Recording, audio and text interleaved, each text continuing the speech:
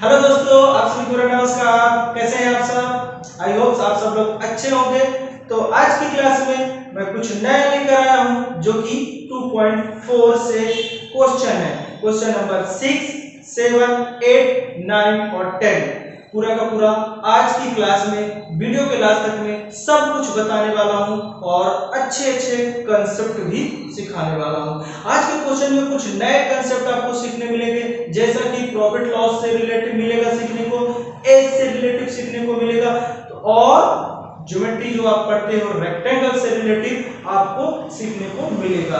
तो जी हाँ दोस्तों, मेरे साथ वीडियो क्लास तक में बने रहिएगा और पूरा का पूरा कंसेप्ट आज आपको सीख के जाना है। तो चलिए बिना समय गंवाए हुए क्वेश्चन को स्टार्ट करते हैं। क्वेश्चन नंबर 6 से, जैसा कि आप देख रहे हो कि क्वेश्चन नंबर 6 आपके स्क्रीन में दिख रहा है। तो क्वेश्चन क्या है 6। अच्छा, एक बात और मैं आपको बता दूं, ये जो क्वेश्चन मैं आपको बता रहा हूं ना, ये आपके एनसीईआरटी बुक से है। जी हाँ दोस्तों, एनसीईआरटी बुक से आप देख लीजिए। ये आपके सीबीएसई बोर्ड भी और एमपी बोर्ड और स्टेट बोर्ड दोनों के लिए फॉलो होता है। तो चलिए क्वेश्चन नंबर 6 क्या है, पहले थोड़ा इसको रीड करते हैं। देखिए, क्वेश्चन सॉल्व करने से पहले सबसे बड़ी बात होती है आपको रीड करना और क्वेश्चन को समझ आ जाना, ये बहुत बड़ी बात होती है। तो क्वेश्चन को क्या कीजिए कि पहले आराम से लाइन बाय लाइन इसको रीड करें।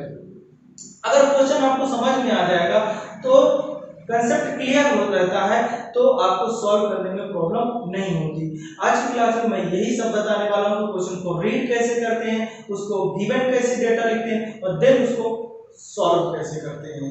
तो बिना समय गवाए क्वेश्चन नंबर 6 स्टार्ट करते हैं। क्वेश्चन नंबर जैसा 6 देख रहे हो आप कि क्वेश्चन नंबर 6 में एक रेक्टेंगुलर प्लॉट है जिसमें फेंसिंग करना है। फेंसिंग का मतलब होता है उसके चारों तरफ डेकोरेट करना।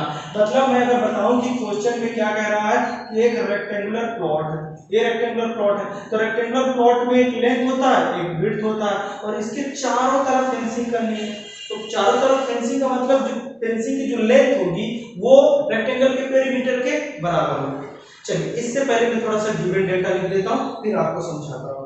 चलिए, तो यहां से हम देख लिया, समझ में आ गया क्वेश्चन आपको। मैंने ओवरव्यू एक आपको बता दिया कि ऐसा ऐसा है।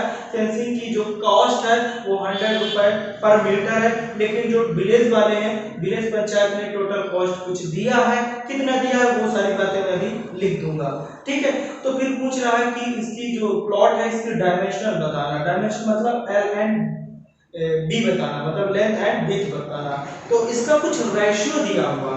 ठीक है दोस्तों, चलिए क्वेश्चन को करते हैं। जब ऐसा क्वेश्चन दिया हो तो जो दिया रहता है, जो पूछता है, उसको अपन लेट ले लेते हैं। तो यहाँ पे देखते हैं सॉल्यूशन।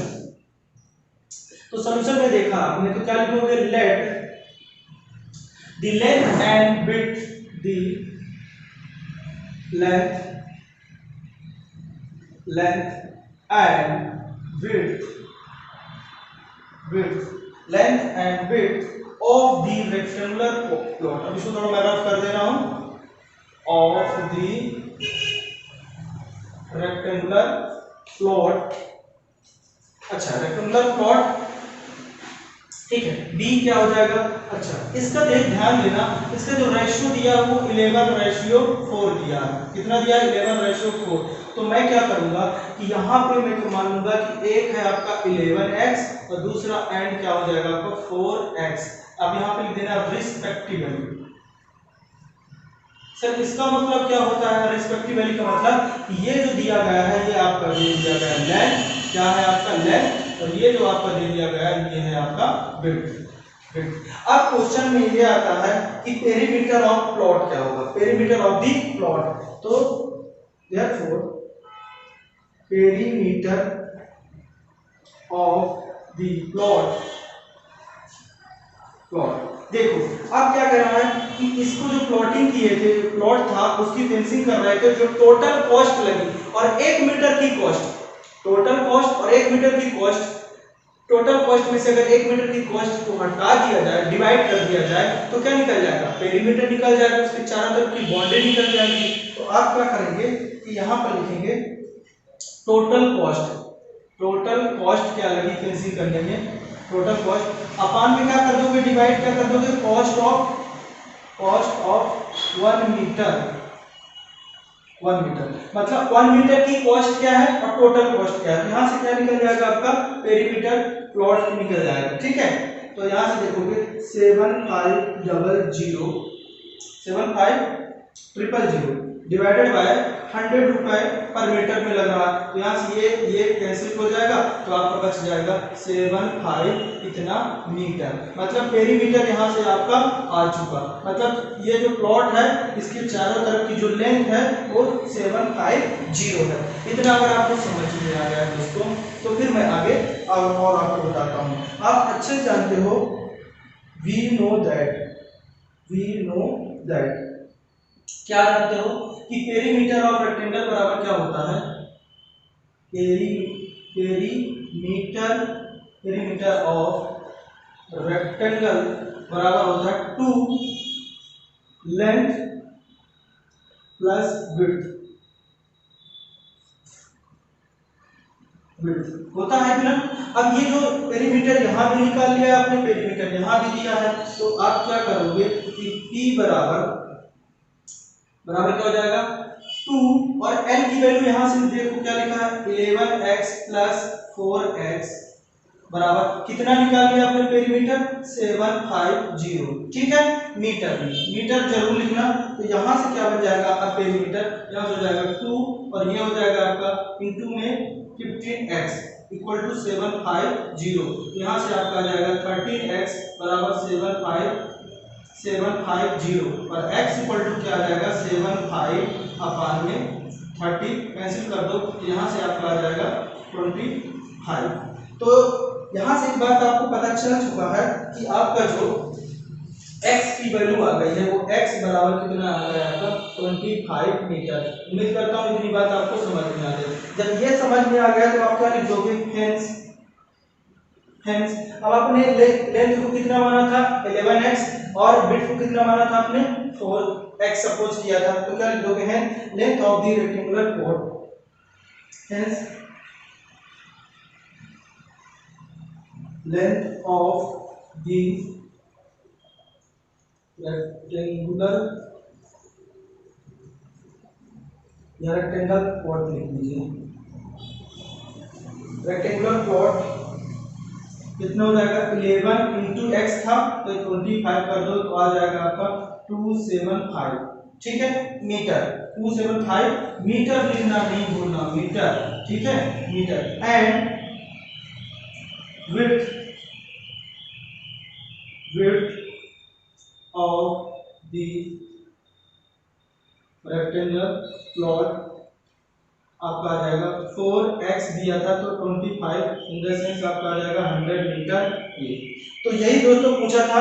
उम्मीद करता हूँ कि बात आपको समझ में आ चुकी होगी। तो चलिए back to back question number 7 भी इसी तरह करते हैं। तो 7 नंबर क्या क्वेश्चन दिया गया है कि एक हसन नाम का व्यक्ति है जो कि शर्ट और ट्राउजर के कुछ कपड़े खरीदता है स्कूल यूनिफॉर्म के लिए। मैं एक एक करके बता देता हूँ। तो उसमें कुछ उसकी कॉस्ट है जो कि 50 रुपए कॉस्ट दिया है, 50 रुपीज शर्ट की कॉस्ट दिया है पर मीटर पे, और पर मीटर पे ट्राउजर की कॉस्ट 90 रुपए दिया, ठीक है। अब वो क्या करता है, मतलब यहाँ पे 2 और 3 के रेशियो पे वो परचेस करता है, ठीक है। तो दूसरी बात क्या है कि उसने एक को 12% पे बेच देता है प्रॉफिट पे और दूसरे को ट्राउजर को 10% की प्रॉफिट पे बेच देता है। जो टोटल वो सेलिंग करता है वो है कुछ अमाउंट। तो क्वेश्चन में ये पूछ रहा है कि ट्राउजर के कपड़े को कितने में परचेस किया। क्वेश्चन समझ में आ गया आपको? नहीं समझ में आ? फिर से सुनिए। हसन एक मार्केट में जाते हैं। हसन नाम का एक व्यक्ति है जो कि वो ट्राउजर और शर्ट यूनिफॉर्म स्कूल यूनिफॉर्म के लिए परचेस करता है। अब उनका जो रेशियो है वो 3:2 के रेशियो में परचेस करता है। मतलब कि अगर 2 मीटर अगर आप शर्ट ले रहा है तो 2 मीटर क्या लेगा वो ट्राउजर का कपड़ा लेगा। उम्मीद करता हूँ कि बात आपको समझ में आ चुकी होगी। फिर वो क्या करता है कि जो उनका रेट है वो रेट कितना है 50 रुपए शर्ट का है और 90 रुपए ट्राउजर का है। फिर वो क्या करता है 12% में सेल करता है शर्ट के कपड़े को और 10% में सेल करता है वो ट्राउजर के कपड़े को। जब सेल करने के बाद वो जो टोटल सेलिंग करता है वो उसका अमाउंट दिया है 36 3600 कितना दिया 36600। और अब क्वेश्चन में पूछा है कि आप ट्राउजर का जो मटेरियल लगा है उस कितने मीटर कपड़ा लिया है। समझ में आ गया? चलिए, नहीं समझ में आया क्वेश्चन को थोड़ा सा लिखते हैं, गिवन डेटा करते हैं, बिलीव करिए आपको समझ में आएगा। चलिए देखते हैं क्वेश्चन में क्या कह रहा है। सॉल्यूशन लिख लो यहाँ पर। सॉल्यूशन लिखने के बाद देखेंगे आप कि क्या है the ratio between, let the ratio between, ये बिटवीन लिखा हूं मैंने, देखना शर्ट मटेरियल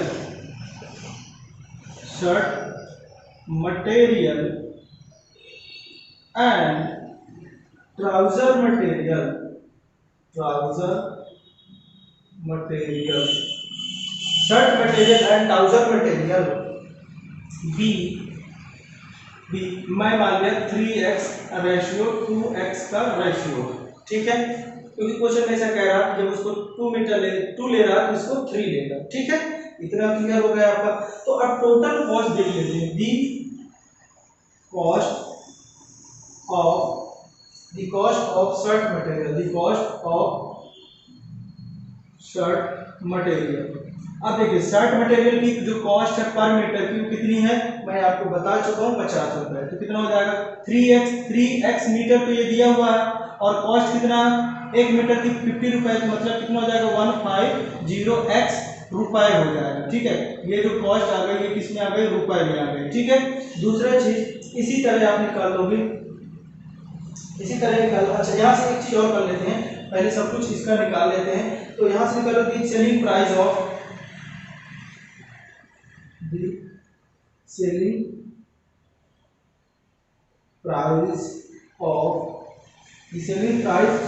प्राइस 8 कितना परसेंट पे बेचा था, 12% प्रॉफिट।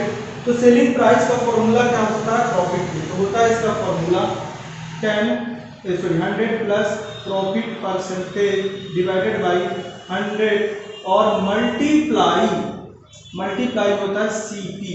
अब देखो दोस्तों, यहाँ पे मैं कुछ शॉर्ट फॉर्म का यूज कर रहा हूँ तो उसको ध्यान देना। सीपी का मतलब होता है कॉस्ट प्राइस, और एसपी का मतलब होता है सेलिंग प्राइस।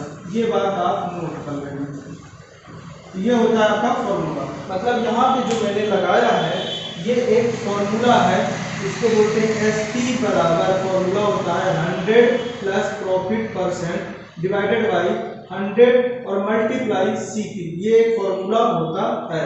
ठीक है, जो कि मैंने यहाँ पे लगा दिया है। तो अब देखेंगे अगर इसका एसपी निकालेंगे तो देखो यहाँ से आप निकालोगे SP1 लिख लो, क्योंकि ये 1 के लिए निकाल रहे हैं, 12% दिया तो 100 प्लस 12 अपॉन 100 और मल्टीप्लाई सीपी। इसका सीपी कितना आएगा, ये जो दिया है आपका इसका सीपी दिया हुआ। ठीक है, तो यहाँ पे सीपी कर दोगे तो कितना सीपी 150x है। अब इसको कैलकुलेट करोगे तो SP1 की वैल्यू जो आ जाएगी आपकी, कैलकुलेट कर लीजिए, 168x आ जाएगी। मतलब ये यहाँ से आपका SP1 आ गया। इसी तरह सिमिलर आप क्या करोगे, निकालोगे दी कॉस्ट ऑफ ट्राउजर का निकाल लीजिए, ट्राउजर मटेरियल निकालोगे, कितना दिया 2x दिया है, और जिसकी पर मीटर की कॉस्ट क्या है 90 रुपीज, 90 रुपए। तो आप क्या करोगे 90 का मल्टीप्लाई कर दोगे, हो जाएगा 180x।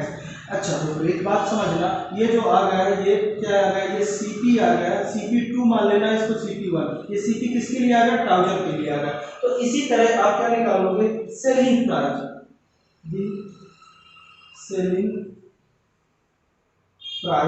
सेलिंग प्राइस 8 कितना दिया है 10%, 10% पे दिया है प्रॉफिट पे। तो यहाँ से आपका हो जाएगा 100 प्लस यही फॉर्मूला यूज होगा, प्रॉफिट परसेंट डिवाइडेड बाय 100 और मल्टीप्लाई सीपी। ठीक है, सीपी यहाँ पे 2 कर लेते हैं। ठीक है, तो अब यहाँ से आप देखोगे जो SP2 जो निकलेगा वो कितना निकलेगा, देखिए 100 तो ये हो गया प्लस 10 हो गया डिवाइडेड बाय 100 हो गया, और जो इसका CP2 निकला है कितना निकला है 180x।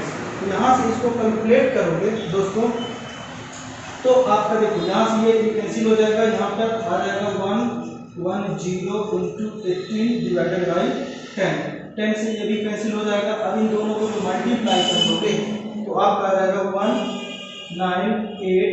198x आ जाएगा। कितना आ जाएगा? 198x आ जाएगा। ये क्या आ गया? sp2। अब जो टोटल दिया गया है, टोटल जो सेल दिया गया है, यहाँ से मैं बता दे रहा हूँ, टोटल सेलिंग प्राइस बराबर क्या हो जाएगा? SP1 प्लस SP2 बराबर दिया है 366 इतना रुपए दिया। तो देखो यहाँ से क्या करोगे आप? SP1 और SP2 की वैल्यू रख दोगे। SP1 कितना दिया है आपका? 168x प्लस 198x बराबर कितना होगा? 3660। इतना अमाउंट दिया गया है। एकदम समझिएगा। थोड़ा सा यहाँ पे इसको रफ कर दे रहा हूँ और आगे आपको बताता हूँ कैसे करेंगे, ठीक है? चलिए, तो यहाँ से जब टोटल SP करोगे तो आपका आ जाएगा 366x बराबर आपका आ जाएगा 36600। तो यहाँ से x की वैल्यू क्या आ जाएगी? 36600 अपान में 366 क्या आ जाएगा? कैंसिल कर दो तो कितना आ जाएगा? x की वैल्यू आपकी आ जाएगी 100 क्या आ गया? ये मीटर में आ गया। कितने किस में आ गया? मीटर में आ गया। अब आपको क्या निकालना है? Hence now trouser material, hence trouser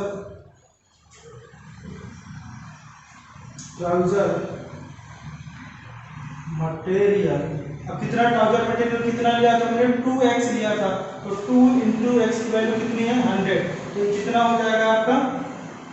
200 metre. उम्मीद करता हूँ दोस्तों समझ में आ चुका होगा। अगर समझ में आ गया है तो वीडियो को लाइक कर दीजिए, चैनल को सब्सक्राइब कर लीजिए और अपने दोस्तों को शेयर कर दीजिए, ठीक है? अभी जाना नहीं है, अभी तो और कुछ बताने वाला हूँ। अभी तो नया कंसेप्ट तो सीखना ही बाकी है। अभी कौन सा कंसेप्ट सीखना है? एज से रिलेटेड कंसेप्ट बताने वाला हूँ, तो जाना नहीं है। तो क्वेश्चन नंबर इसको नोट कीजिए, 8, 9, 10 तीनों क्वेश्चन आज की क्लास में बताऊंगा। जी हाँ दोस्तों, बैक टू बैक जैसा कि आप स्क्रीन में देख रहे हो, क्वेश्चन नंबर 8 और 9 दोनों बताने वाला हूँ। 8 और 9 क्वेश्चन में थोड़ा सा समझते हैं कैसा है। बहुत आसान क्वेश्चन है, एकदम बिल्कुल घबराने की बात नहीं है। जो 8 नंबर क्वेश्चन है ये आपको बहुत अच्छा कंसेप्ट सिखाने वाला है। कैसे? अभी चलते हैं किसको?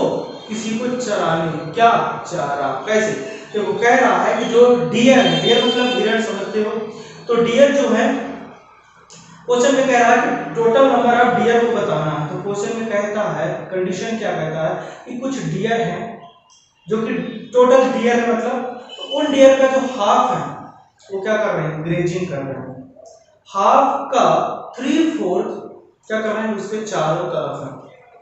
और जो रिमेनिंग बचे हुए हैं 9 वो पॉन्ड चले गए, मतलब तालाब चले गए पानी पीने के लिए। तो टोटल कितने होंगे? अरे भैया जो पूछता है उसी को आप लेट ले लीजिए। चलिए देखते हैं कैसे करते हैं। तो सबसे पहले आप क्या करोगे? Let total number of deer in the herd, ठीक है? तो क्या लिखोगे आप?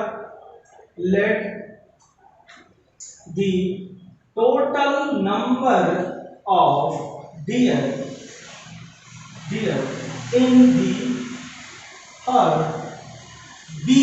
कितना ले लिया मैंने? x ले लिया। अब आ जाइए कि अकॉर्डिंग टू क्वेश्चन कैसे करते हैं। अकॉर्डिंग टू क्वेश्चन देखिए, अकॉर्डिंग टू क्वेश्चन देखिए, समझिए इसी को। कह रहा है कि डियर है, ये लो टोटल डियर हो गए। कह रहा है इसका हाफ, लो हाफ कर दिया। फिर कह रहा है हाफ का 3/4 क्या कर रहे हैं? ये तो ग्रेजिंग कर रहे हैं और ये क्या कर रहे हैं? हाफ का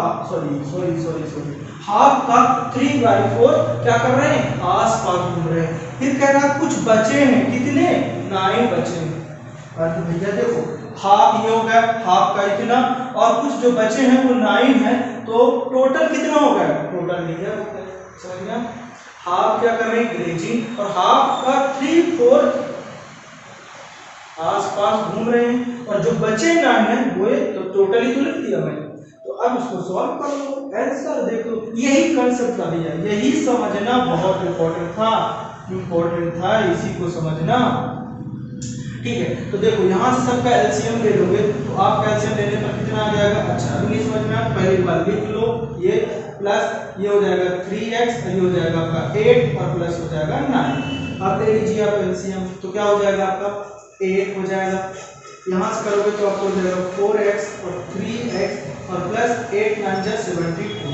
इतना समझ में आएगा। 8 का मल्टीप्लाई कर दीजिए यहाँ पर, तो हो जाएगा 8x इक्वल टू 7x और प्लस में हो जाएगा 72। तो यहाँ से हो जाएगा आपका 8x minus 7x equal to 72। अरे लो, ये आ गया आपका चमकता हुआ आंसर, ये आ चुका आपका आंसर। अब आपको क्या लिखना है, एक लाइन और लिख दीजिए बढ़िया सजा के। हेंस क्या लिखोगे, हेंस में क्या लिखोगे, दी टोटल नंबर ऑफ, क्या लिखोगे, दी total number of DL, number of D. अरे यहाँ पे गलती मत कर देना, डी ई ए आर मत लिख देना, डीएल मतलब प्री होता है, ठीक है, और D double E R, DL in heart, in heart, in the heart बराबर क्या हो जाएगा, x इक्वल टू 72। मतलब कितने डियर थे, 72।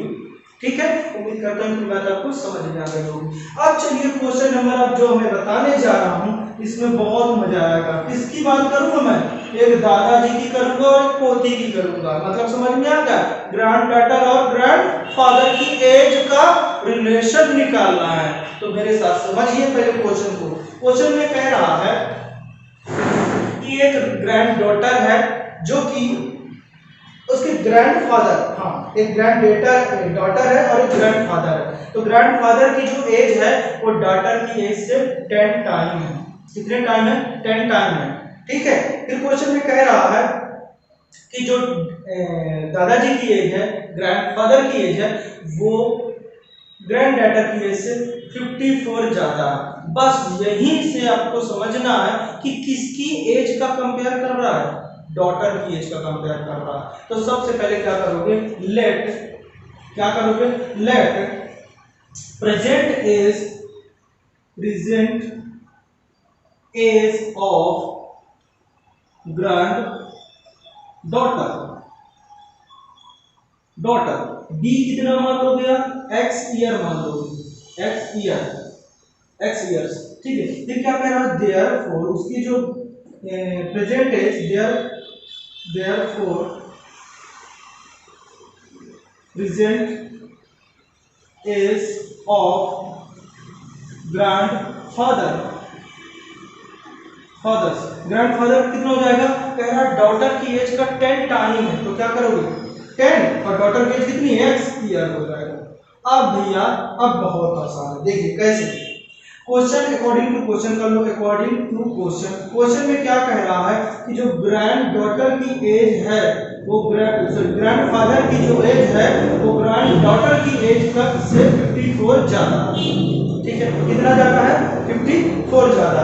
तो बस यहाँ पर 10x ये माइनस कर दो और ये जाएगा 54। यहाँ से क्या हो जाएगा, 9x इक्वल टू 54 और x इक्वल टू आ जाएगा आपका 54 अपॉन 9 और x इक्वल टू आपका आ गया 6 ईयर। इतना आपको अगर समझ में आ गया तो आप क्या लिखना है, आपको हेंस लिखना है। क्या लिखना है, हेंस में क्या लिखोगे, हेंस में क्या लिखोगे आप, ग्रैंड डॉटर इज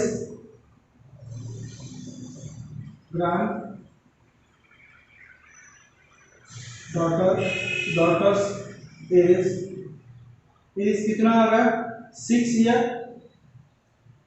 एंड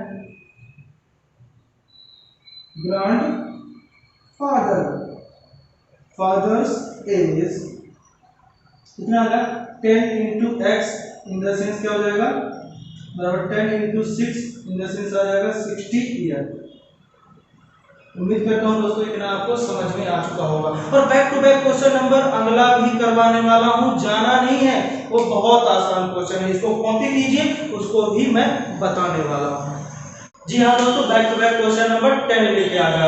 अभी तो आपने ग्रैंड डॉटर की और ग्रैंड फादर की एज का कंपेयर अभी कर चुके हो, लेकिन अब मैं फादर और उसके सन की एज का कंपेयर करवाने वाला हूँ। इस क्वेश्चन में क्या करना है, एक अमन नाम का व्यक्ति है जो अपने बेटे की एज से कंपेयर कर रहा है या उसकी एज का कंपेयर हो रहा है। थोड़ा सा क्वेश्चन समझते हैं कि जो प्रेजेंट एज अमन की है, अमन सन की है, वो कुछ अमन सन की है, लेकिन क्वेश्चन में कह रहा है जो अमन की एज है वो उसके सन की एज का 3 टाइम है। बस यहीं से आपको पकड़ लेना है कि प्रेजेंट एज अमन की क्या है, अमन सन की क्या है। तो क्या लिखोगे, let the present age of Aman son the, मान लिया मैंने x ईयर्स, तो देयरफॉर अमन से एज क्या हो जाएगा, एज ऑफ अमन क्या हो जाएगा, अमन का एज कितना हो जाएगा, कह रहा 3 टाइम, तो 3x ईयर लिख दिया मैंने। अब चलिए ईयर जरूर लिखना, क्योंकि अब अकॉर्डिंग टू क्वेश्चन आ जाएगी, अकॉर्डिंग टू क्वेश्चन में क्या कह रहा है, 10 ईयर एगो, मतलब क्या कह रहा है, 10 ईयर्स एगो। अब 10 ईयर एगो का मतलब होता है पहले, ठीक है, 10 साल पहले। और अगर मान लो इसी को बिफोर भी बोलते हैं, क्या बोलते हैं, बिफोर। और इसी तरह क्वेश्चन अगर आ जाए आफ्टर आ जाए, तो मतलब इसमें मतलब होता है बाद में, और यह आ जाएगा फ्रॉम नाउ, तब भी क्या होगा, बाद में, ठीक है, ये बात को याद रखना, बाद में मतलब क्या कह रहा है, 10 साल पहले। सपोज दैट हमारी और हमारे बेटे की एज की बात कंपेयर करूंगा मैं, तो अगर हमारी एज अभी 30 साल और बेटे की एज 20 साल है, हमारी एज 30 साल है, बेटे की एज 20 साल है, तो 10 साल पहले कितनी रही होगी, मेरी 20 रही होगी, तो बेटे की 10 कम कर दो 20 में, तो 10 रही होगी। इसी तरह अगर अभी एज इसकी, अगर मैं बात करूं 3x उस अमन की एज का मैं 10 कम कर दूं, तो बेटे की एज में 10 कम होगा कि नहीं होगा ना, बेटे की एज भी 10 कम होगी भाई, ये तो दोनों की बढ़ेगी, दोनों की घटेगी। तो ये मैंने कर दिया, ये अमन की एज में मैंने 10 का माइनस कर दिया और इसकी एज में। लेकिन क्वेश्चन में कहता है कि जो अमन की एज है 10 साल पहले बेटे की एज के 5 गुना थी, 5 टाइम था, तो इसकी जो एज है उसमें मैं क्या कर दूंगा, 5 का मल्टीप्लाई कर दूंगा, ठीक है, आगे समझ में। अब देखो यहाँ पे आ गया 3x माइनस 10 और ये हो जाएगा आपका 5x और माइनस 50। अब यहाँ से आप देखोगे 3x minus 5x equal to minus 50 और प्लस 10। दोस्तों इसको मैं इधर लेके आ गया और इसको मैं इधर लेके चला गया, तो यहाँ से करोगे माइनस 2x और यहाँ पे आ जाएगा माइनस 40 और x बराबर क्या हो जाएगा, माइनस 40 अपॉन माइनस 2, कैंसिल कर दिया तो कितना आ गया 20 ईयर। तो दोस्तों x की वैल्यू कितनी आ गई, 20 ईयर आ गई। बस अब जब इतना आ चुका है तो आप क्या करोगे, हेंस निकालोगे, क्या निकालोगे, हेंस। अब क्या लिखोगे यहाँ पे, अमन सन एज कितनी हो जाएगी, x ईयर माना था मैंने, x की वैल्यू कितनी आ गई 20, तो 20 ईयर हो गया, अमन सन एज हो गया, कितना हो गया 20 ईयर्स हो गया, ठीक है। एंड अमन एज कितना हो जाएगा, अमन एज कितना हो जाएगा, कितना है, इसका 3 टाइम है, तो 3 मल्टीप्लाई 20 इन द सेंस कितना आ गया 60 ईयर, यस। तो समझ में आ गया, देखो अब 20 है और इसकी सन की एज और इसकी एज क्या 3 टाइम है ना, 23 जा 60, तो इसकी एज आ गई।